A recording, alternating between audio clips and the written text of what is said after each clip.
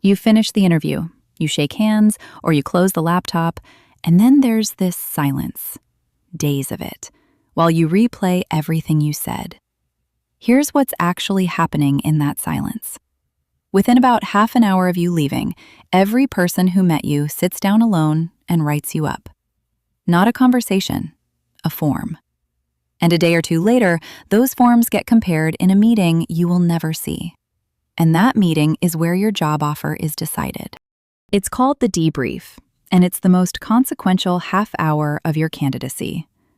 30 to 45 minutes. Everyone who interviewed you, plus the recruiter, plus the hiring manager.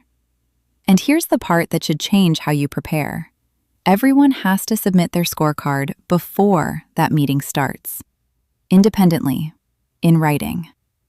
That's deliberate.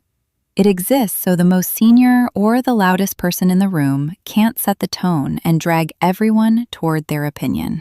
Sit with that for a second, because it quietly demolishes how most people prepare. You've been told to win over the room, but at the moment you're actually judged, there is no room. There are 4 people in 4 separate places, each converting you into text. You are not being remembered. You are being transcribed. And that changes what you should optimize for. Not rapport, but what survives the write-up. So what does the form actually look like? A real scorecard has 4 parts. The competencies they're testing, which were decided before you walked in. A rating scale with written definitions for each score. A notes field for evidence, and an overall call, usually strong hire, hire, neutral, no hire, strong no hire. And interviewers are explicitly trained on that notes field. Record the question you asked, the candidate's specific example, and your rating. Evidence, not adjectives, not impressive, not seemed unsure. That single rule is the whole game, and almost nobody prepares for it. Picture 2 write-ups of the same person. One says, strong communicator, good energy, I liked her. The other says, asked how they'd cut a 9-day close. She described moving reconciliation earlier and got it to 4. Only one of those survives contact with a debrief. The first is an opinion someone can talk you out of in 10 seconds. The second is a fact sitting on the page that nobody in that meeting can argue with. And the competencies aren't a mystery. This is the part people miss.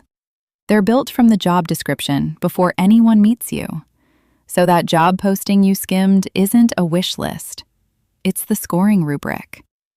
If it names stakeholder management and process improvement, then somebody in that loop has been assigned to score you on stakeholder management and process improvement. And they are looking for an example to write in a box. Give them one for each. Deliberately. 2 more things worth knowing.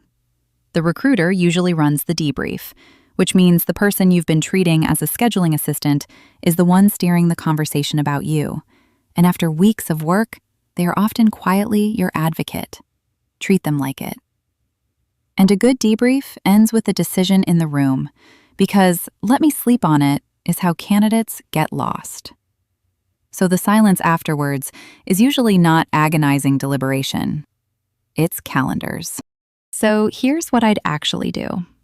Pull the competencies straight out of the job description and prepare one specific numbered story for each. That's you writing their notes field for them. Somewhere in every answer, hand them one quotable line with a number in it. Assume every interviewer scores you separately, so never coast on the junior person or the one who seemed friendly.